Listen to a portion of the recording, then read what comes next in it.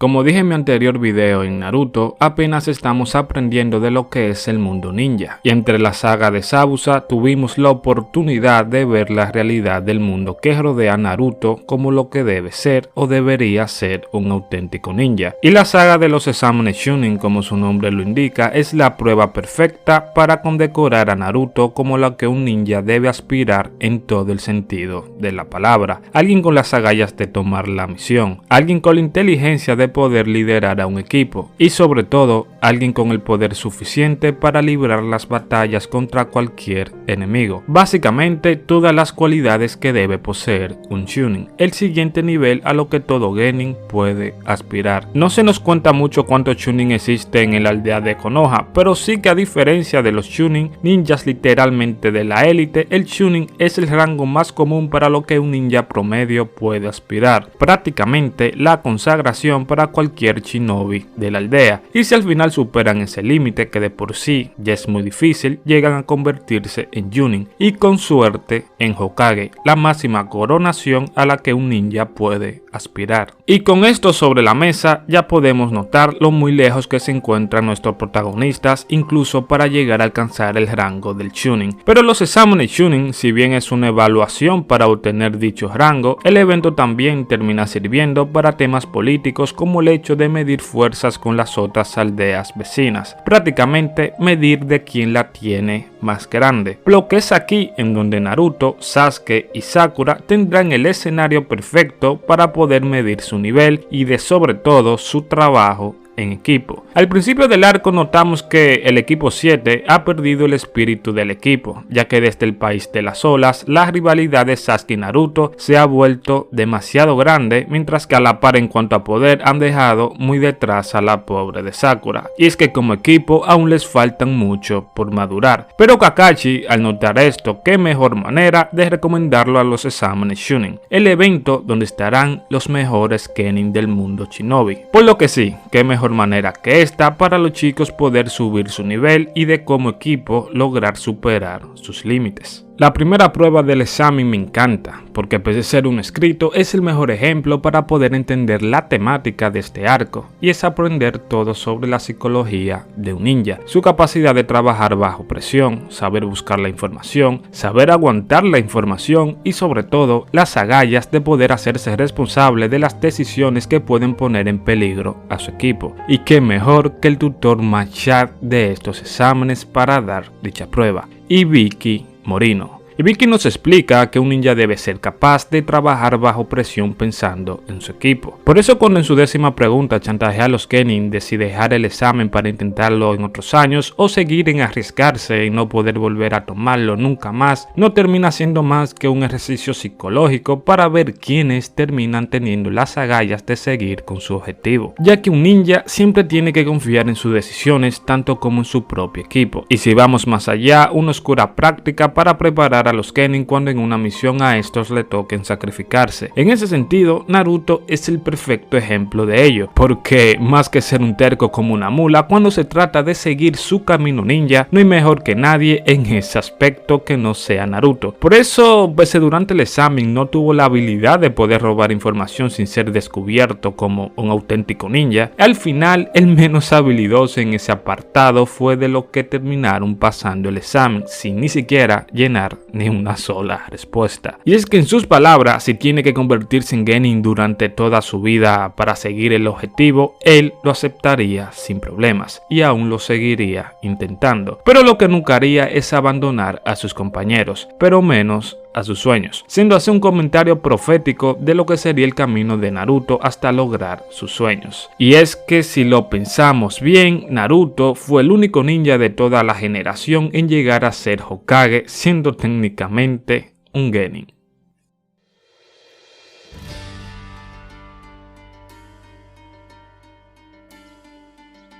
Lo primero que uno entiende del personaje de Sasuke es de cómo del equipo 7 es el que lleva quizás el trasfondo más interesante de la serie hasta en ese momento. Su deseo de vengar a su tan aclamado clan le da un toque muy interesante para lo que Kishimoto nos quiere contar. Es un personaje muy fuerte, es inteligente, tiene habilidades muy vistosas y las chicas durante casi todo el inicio de la historia quieren quedarse con él. Y cuando digo casi todas, es que son casi todas. Algo irónico porque durante el resto de la obra es también el objeto de deseo de Orochimaru, el villano principal de esta saga. Pero en mi relectura de este arco me he topado con la agradable sorpresa de que Sasuke, sobre todo en este arco, es un personaje muy complejo que vale la pena de analizar por completo. Y es que durante todo el examen, pese a Sasuke hasta en ese momento parecía y es un personaje hiper frío, la realidad es que fue él quien más cuidó de Sakura tanto como de Naruto en estas difíciles pruebas Chunin. Tan así que toda la responsabilidad del equipo la termina por cargar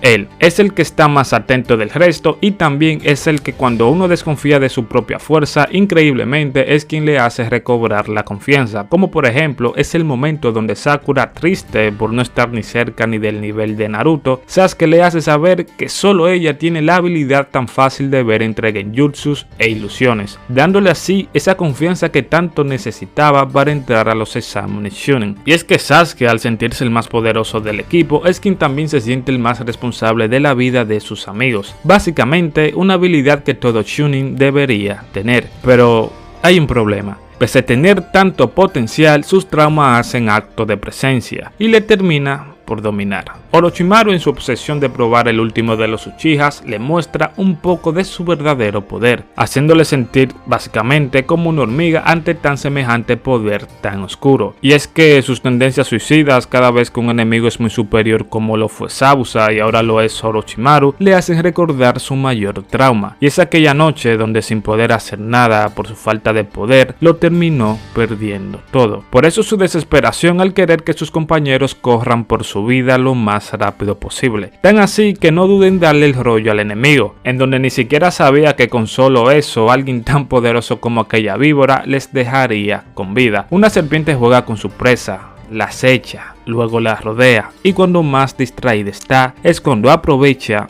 para atacar. Básicamente una perfecta alegoría de los tantos traumas de Sasuke. Pero Naruto, al ver como aquel orgulloso Uchiha tiembla como un gatito, no puede creer que ni siquiera ese sea el mismo Sasuke que tanto conoce. Incluso Sakura, quien aceptó estas pruebas tan duras gracias al valor que el mismo Sasuke le dio, esta no lo puede creer. Sasuke, Naruto no puede hacer las cosas como tú. Él es torpe y nos retrasa, pero él por lo menos hizo algo. Naruto no es un cobarde. ¿Qué es lo que te pasa? Sasuke durante toda su vida vivió por un único motivo: matar a su hermano. Y el hecho de sobrevivir a toda costa le llevó a muchas veces tener estos episodios en donde cuando su fuerza se ve superada, termina por ahogarse en su pena y cobardía, porque su mayor miedo nuevamente se hace presente: el perderlo todo otra vez, y como aquella vez sin poder hacer nada. No. He estado viviendo con la esperanza de que un día mataré a mi hermano mayor, pensando que es la cosa más importante, pero tal vez he sido un tonto todo este tiempo. Sasuke por fin lo ve que si ni siquiera es capaz de pararse y poder luchar contra este monstruo, que le hace pensar que algún día podrá vencer a su hermano, siendo así su sangre Uchiha que tanto corre por las venas lo que por fin lo hace despertar. Pero por el otro lado, Orochimaru por fin lo entiende: este es el cuerpo perfecto, ya está decidido,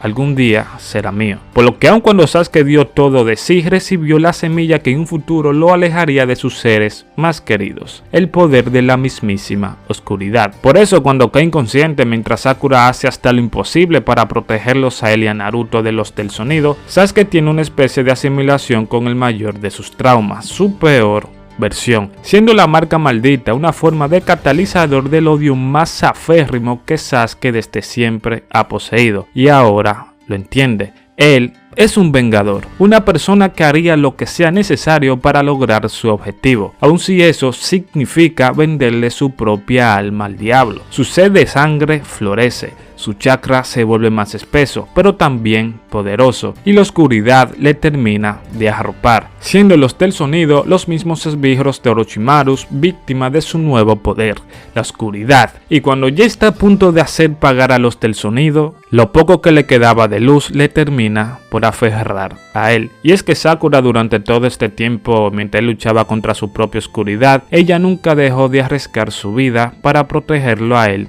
y a Naruto. Podrás ser un vengador y todo lo que quieras, pero cuando aún tengas estos vínculos, más te vale no volver a dejarlos morir, porque también como su vínculo con Sakura le permitió protegerle mientras estaba inconsciente, nuevos vínculos como lo de Sakura con Lee, Ino y los demás Genin de la hoja fueron suficientes para hacerle saber a Sasuke que pese a aún tenga un nuevo poder más allá de sus límites, la marca maldita aún no se ha apoderado de él, ya que aún tienes cosas que proteger, y pese termine pasando de igual manera en el futuro, ahora lo que menos podría hacer es alejar a los seres que tanto estima con tal oscuridad.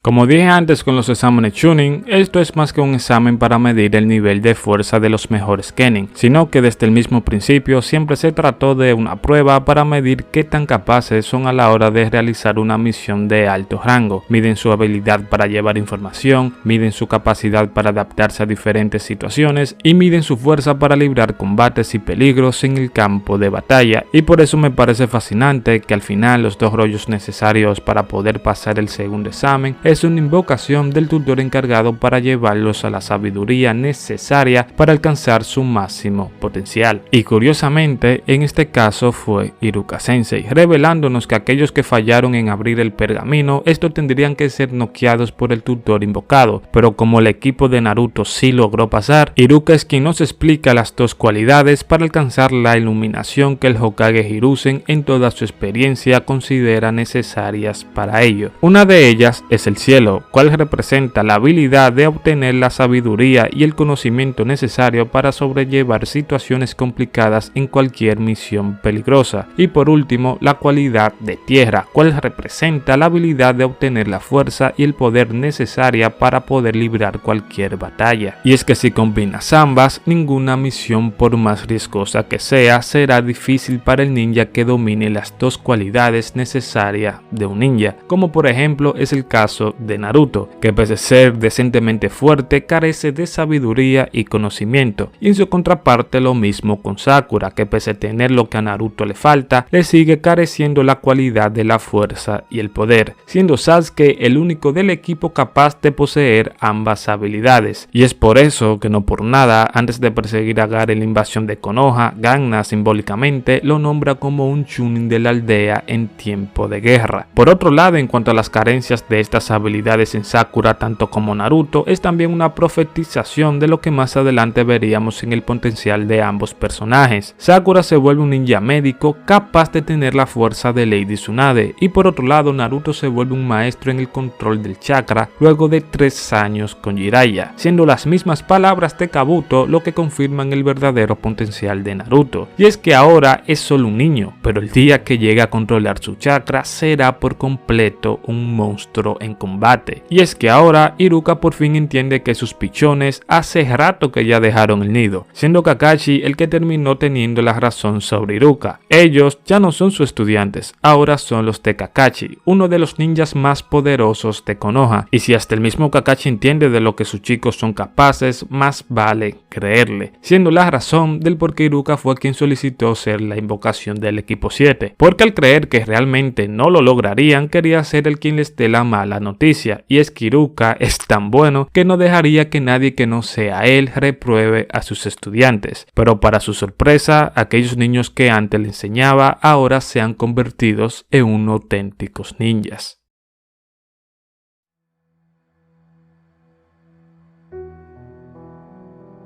Como bien he dicho hace poco, lo primero que logramos aprender sobre este extenso arco es las capacidades necesarias que un ninja debe poseer. Capacidad para robar información, capacidad para controlar situaciones complicadas y la capacidad para poder librar cualquier batalla. En ese sentido, los que han llegado hasta la fase preliminar deja de ser casualidad, y es que todos aquí son unos monstruos claro, uno más que otro. Por eso, comenzando desde el error de Kiba de subestimar a Naruto, ya inicia siendo un error fatal, y lo mismo para los de la grada que también observan.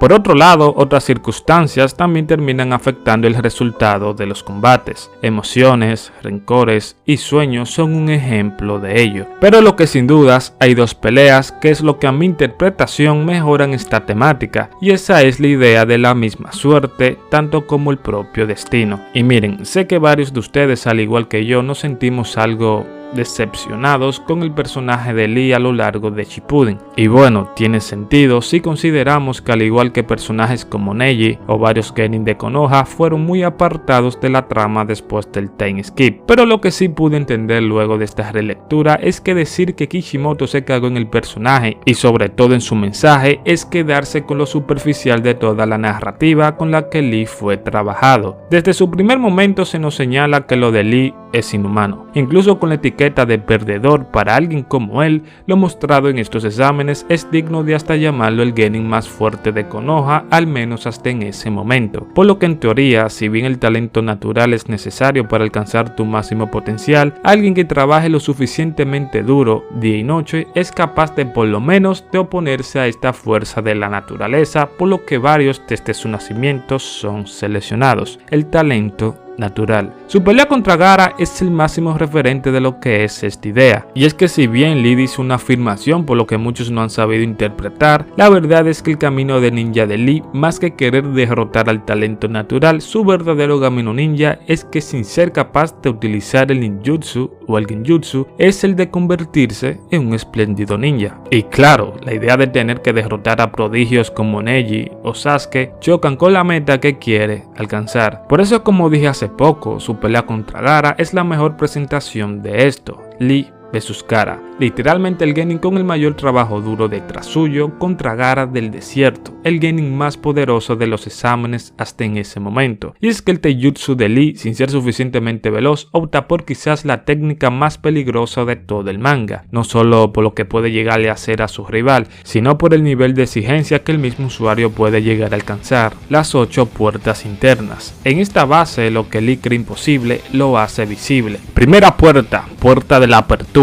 el inicio del ardiente contraataque de Lee. Segunda puerta, puerta del descanso, la relajación de tanta fatiga de Lee. Tercera puerta, la puerta de la vida, la intensa llama ardiente de Lee. Cuarta puerta, la puerta del dolor, el sacrificio por lo que Lee está dispuesto a llegar. Y la quinta puerta, la puerta del cierre, el momento donde Lee cierra su mente para expulsar todo su poder físico. Y es que cada una de estas puertas terminan por representar toda la odisea por la que Lee ha tenido que alcanzar para llegar a tal monstruoso nivel, en donde como si las mismas páginas tomaran color y movimientos, los paneles de cada ataque de Lee empiezan a cobrar vida, no importa dónde, no importa cuándo. La arena que antes era más rápido que él, por fin se vuelve eso, una simple arena. Pero incluso si la armadura de Gaara se vuelve impenetrable, cada golpe de Lee se volverá mucho más fuerte que nunca. Un poco más, porque ellos me miran.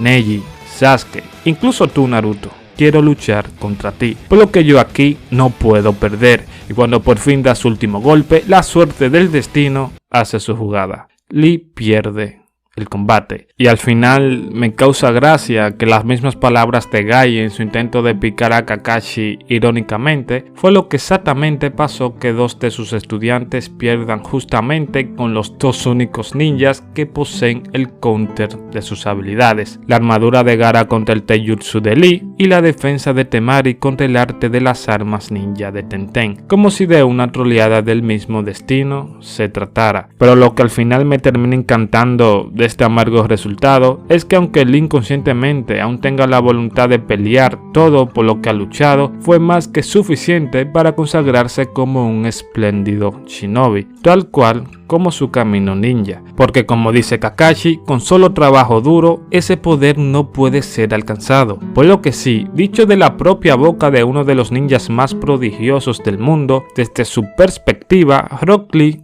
es un genio. Y es que, bien lo dijo Bruce Lee, la inspiración del personaje: no temo al hombre que ha practicado 1000 patadas diferentes, sino al hombre que ha practicado una patada 1000 veces. Y es que en ese sentido, Gai Sensei no podría estar más orgulloso de Lee.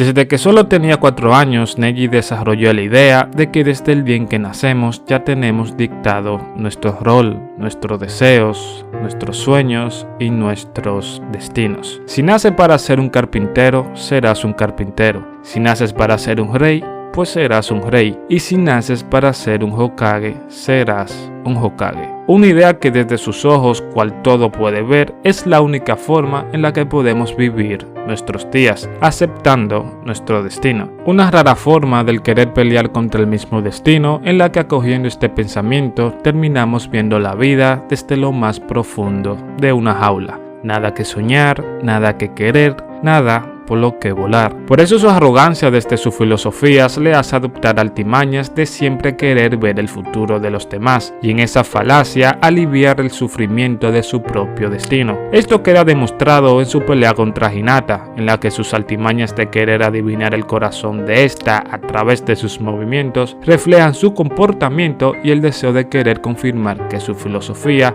es la correcta. Quiere convencerse de que todo ya tiene un orden establecido, incluso cuando caminando damos nuestro segundo paso, como si aún dentro de él aún tiene la esperanza de que el equivocado es su propio corazón. Por eso en su pelea contra Naruto, él se ve a sí mismo como el claro ganador, aun sin ni siquiera empezar el combate, porque desde el momento en que sus caminos fueron cruzados, el destino ya estableció a un ganador. Él ve a Naruto como un fracasado, que aunque se esfuerce toda una vida, mientras sea en esta, nunca tendrá una oportunidad ante un genio como él, porque eso es algo que va más allá de toda posibilidad, va que desde que nacemos el cielo dicta nuestro destino, incluso si hasta de unos segundos de nacer antes o después se tratara. Y es que todas las palabras que le ha dicho Naruto, si lo pensamos bien, esas palabras realmente siempre se lo estaba diciendo a sí mismo. Y es que el solo hecho de nacer en la rama secundaria de los Hyuga y ver desde que tiene conciencia el propio destino de su padre, se rindió por completo de lo escrito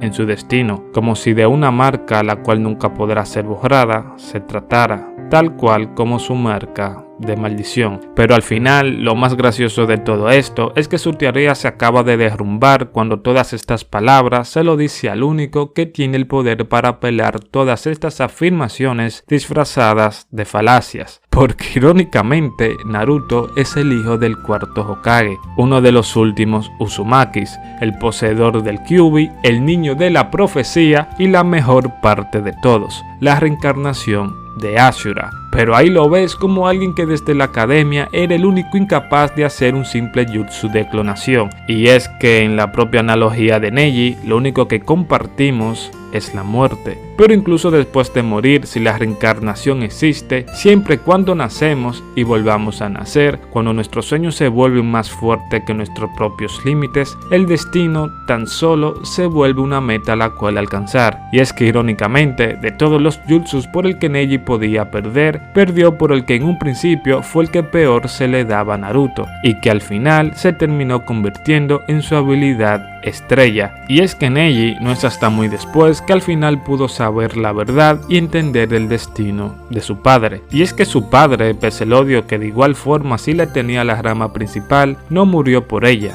murió por el querer proteger a su hermano mayor, siendo simbólicamente que al momento de su muerte es cuando por fin pudo liberarse de aquella marca del destino, siendo la frase de Genma lo que al final mejor describe esta gran y compleja idea del destino, y es que hasta una ave, incluso si está enjaulada, usará su pico para tratar de escapar de su propio destino.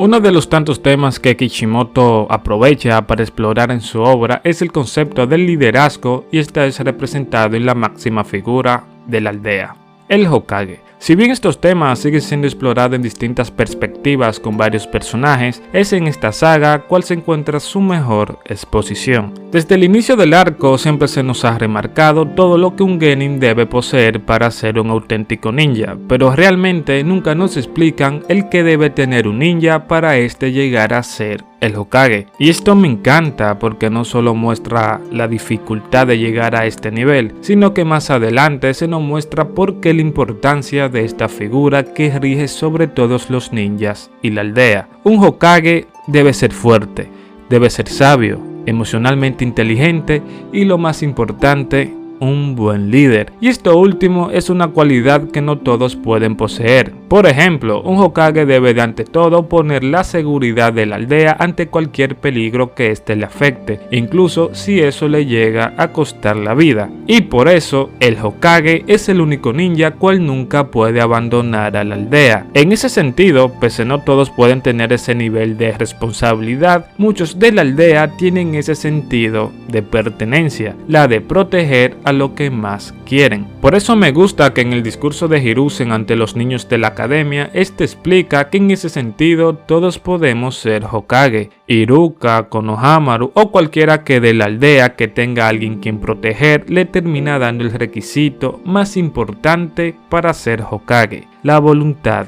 de fuego. Una pequeña llama pero suficientemente poderosa como para expandirse a través de todas las hojas de Konoha, y esa es la voluntad de querer proteger lo que realmente nos hace más fuertes. Por eso de ahí el nombre de Konohamaru, el nieto del tercero, porque para el Hokage, su nieto, su familia, sus amigos, los niños y los ancianos es todo lo que conforman su deseo de querer proteger a todos los que viven en este pequeño pero vasto rincón, la aldea de Konoha, siendo nunca mejor dicho la nueva generación el futuro de esta voluntad, así como los del pasado alguna vez también lo fueron. Por eso también que hasta la misma aldea de la arena decide invadir a Konoha tiene sentido de cierto modo, pues como todo líder, el Kazekage, antes que nada, tiene que velar por los intereses de su aldea ante cualquier decisión, incluso si eso los lleva a una inminente guerra. Pero quedarse con esa idea es la forma más fácil de tratar de resolver un conflicto. Aun pese ya después sabemos que lo del Kazekage siempre fue obra de Orochimaru, estoy seguro que si optaran por una mejor opción con más relaciones y diplomacias, la aldea de la arena tuviera más chances de prosperar a que meterse en guerras que más que nada solo les traerá más muertes y destrucción. Y eso es algo que vemos más adelante de cómo la relación de Gaara con Naruto hace nuevamente más próspera a la aldea de la arena. Por eso, en ese sentido, un buen líder también tiene que saber qué guerras elegir, esta siempre siendo su última opción en caso de querer proteger. Y es que la verdadera fuerza, más que atacar, siempre está en la de proteger. Por eso incluso si la aldea de la hoja es invadida con su Hokage al borde de la muerte, siempre habrán aquellos quienes respondan a esa voluntad. Los Hyugas, el padre de Shikamaru, el de Ino, el de Shoji, el de Shino, Jiraiya y hasta el mismo Naruto superando sus límites para cuidar de los suyos es el mejor ejemplo de esta prédica en la cual Hiruzen antes de morir le enseña a su mejor pero también a su peor estudiantes. Los jutsu no es lo que nos hace más fuerte, lo que nos hace más fuerte es el deseo de proteger. Por eso el gran enemigo de esta saga es el ejemplo perfecto de la antítesis de esta idea. Como bien saben, Orochimaru adaptado del cuento japonés, este está asociado a las serpientes, el animal que los representa. Y es que como una misma serpiente, según muchas mitologías, Orochimaru utiliza la tentación como su mejor arma a la hora de querer manipular personas a su antojo.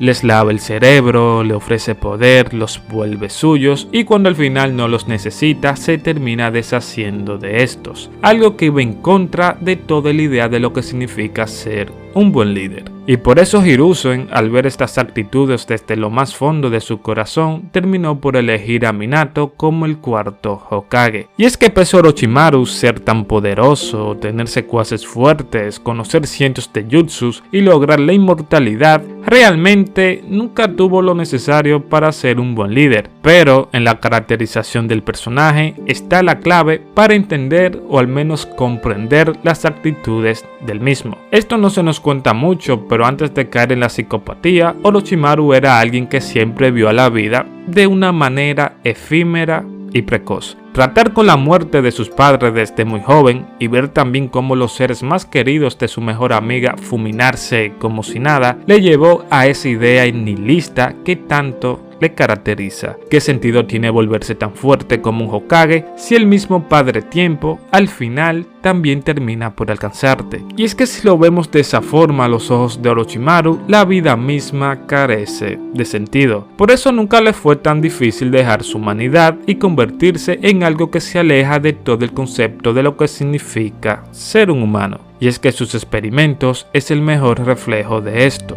Cuerpos torturados, cuerpos mutilados, jutsus prohibidos, es el camino que su ambición eligió recorrer para alcanzar a lo que para un humano le es imposible, la inmortalidad y su destino. Por eso, desde el inicio de este video, siempre he hecho énfasis en el destino como aquello intangible cual se puede enfrentar, aceptar o moldear, pero nunca superar, porque en el momento que superas al destino mismo, te estás burlando de la propia muerte. Y eso es un pecado, una falta de respeto al orden natural de las cosas, y es que al querer jugar a ser Dios, también termina llevándote a la destrucción de la misma. Por eso al final de su pelea contra su maestro y llevándolo a su final como el cuento mismo, es irónico que sea la misma muerte quien le termine por arruinar todas sus ambiciones de aprender todo jutsu habidos y por haber, perdiendo así lo peor que un científico como él puede perder, y esos son sus dos brazos, no quedándole más remedio que ahora mirar desde las sombras, terminando así por arrastrarse hacia su próxima víctima como una auténtica serpiente.